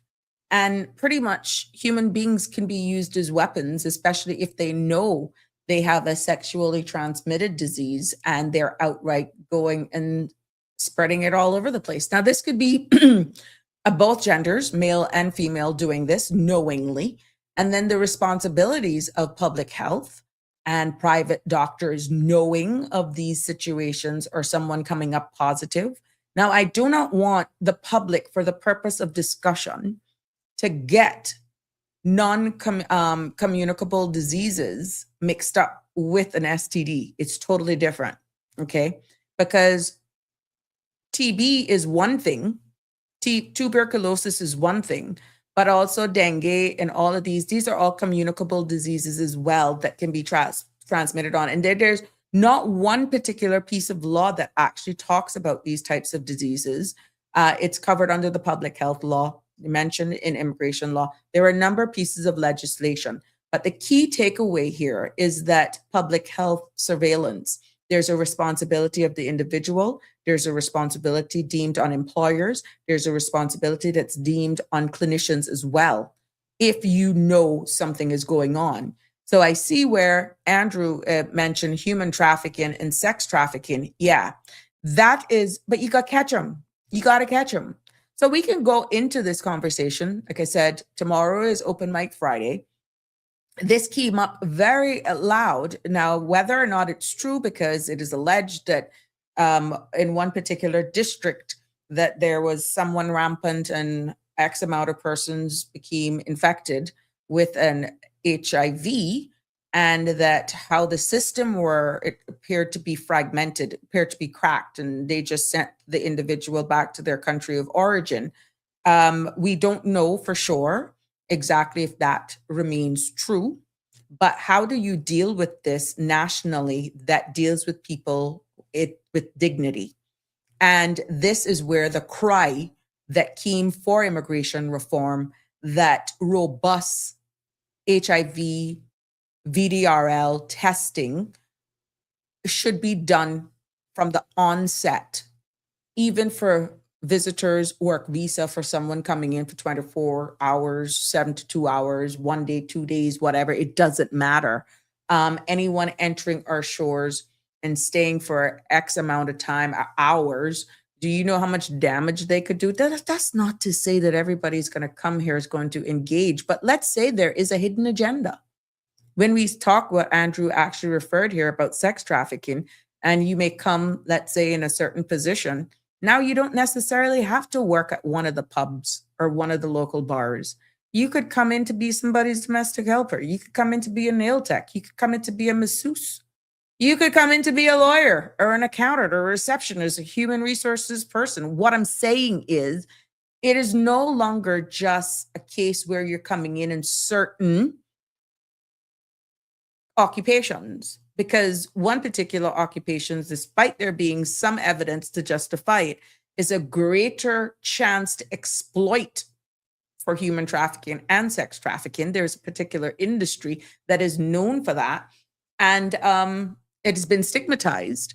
And when you look at the frequent turnover of staffs holding certain positions in the hospitality, food and beverage industry, that sort of stuff, you kind of wonder.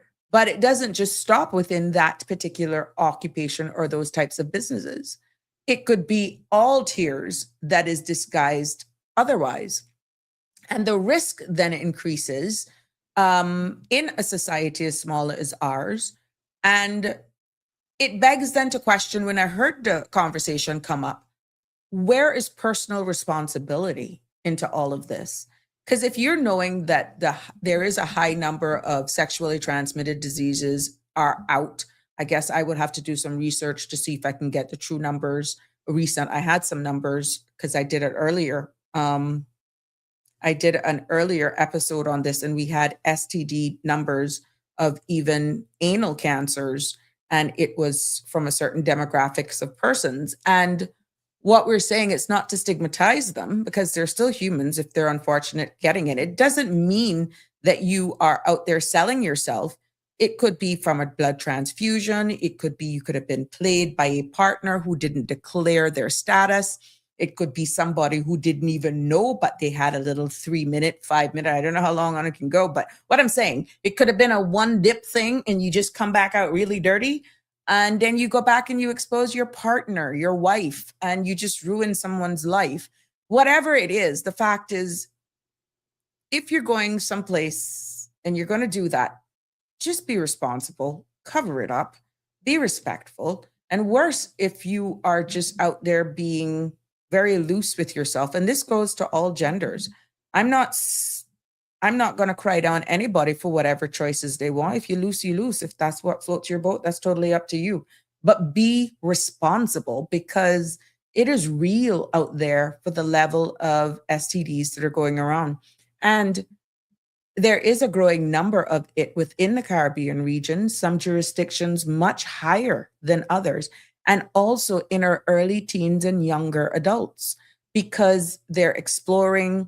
It is a hype thing, what they're being exposed to, the different enhancers, and they're taking these at early ages, but it doesn't take away the risk of being exposed to a sexually transmitted disease. It doesn't have to be HIV.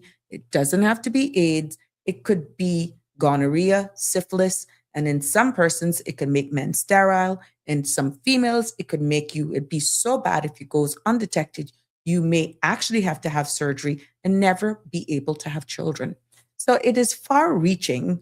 And I feel we need to have the real upfront conversations about how loose some of us are. It is a fact. And how long can you go? How long? Oh my God, that didn't come out too right. Meaning how far or how much partners, oh my God, I'm embarrassed. That slipped out. How much partners you so choose to have without being or exercising some form of responsibility. Gosh, I hope you guys don't judge me for that. But yeah, I did not mean it how it came out. Andrew is saying it's very difficult to unpack as people come here under false disguise. It's really hard. But based on what's out there, Andrew, it's real. And we are just kidding ourselves to say that it's not happening.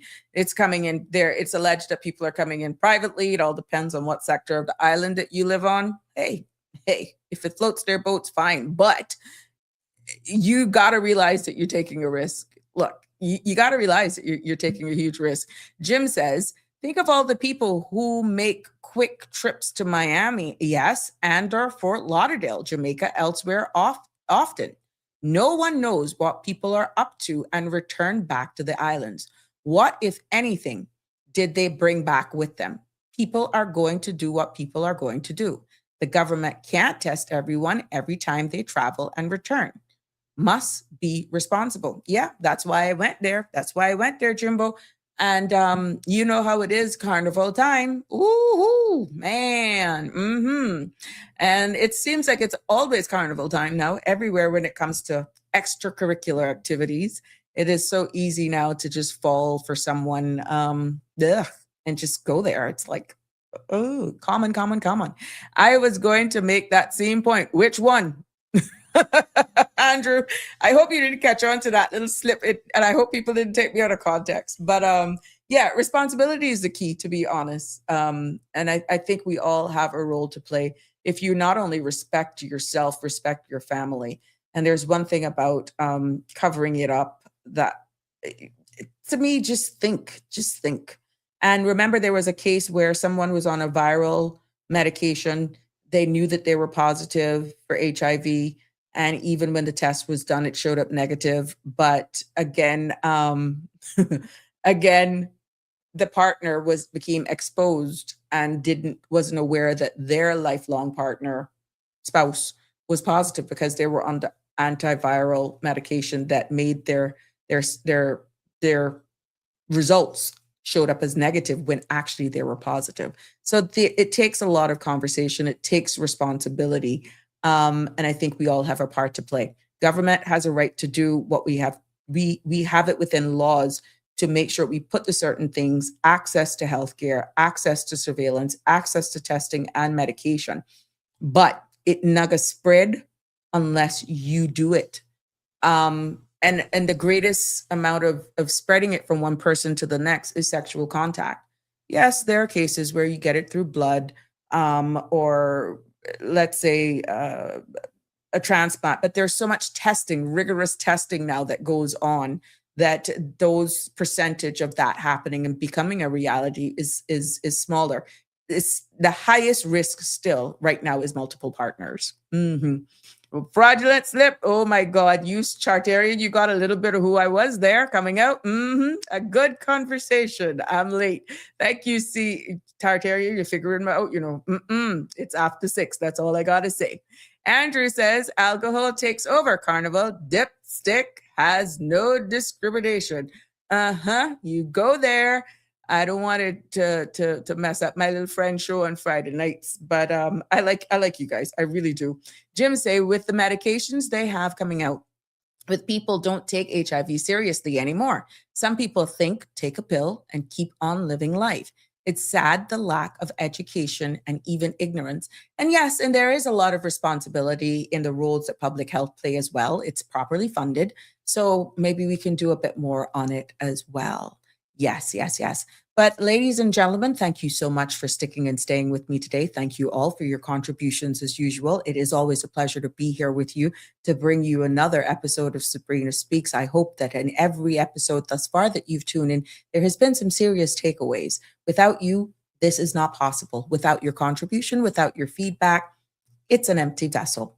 I want to thank you so much for being a part of this space as we continue to educate, inform, and evolve, elevating talk here in the Cayman Islands and by extension, the world. Until tomorrow, please be safe.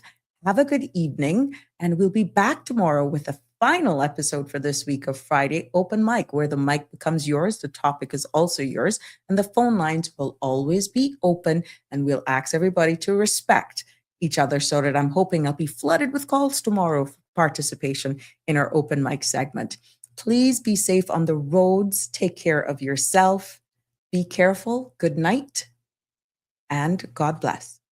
Love you lots. Take care.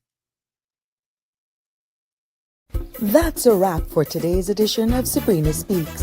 Thank you for tuning in and for being part of the conversation. Remember, the dialogue doesn't stop here. Stay engaged, stay informed, and most importantly, stay empowered. We'll be back tomorrow at 5 p.m., same time, same place, right here on CMR TV and radio, where your voice matters and your truth is heard. Until then, Cayman, take care of yourself and each other. That's it for today's edition of Sabrina Speaks, where your voice matters, your story counts, and your truth is always welcome. Join us weekdays from 5 until 6:30 p.m. right here on CMR TV as we dive into the topics that matter most to you. Catch the show live or on demand at cmrtv.com. And don't forget to follow us on Facebook, YouTube, and Instagram so you never miss a moment. Until next time, stay informed, stay engaged, and always speak your truth.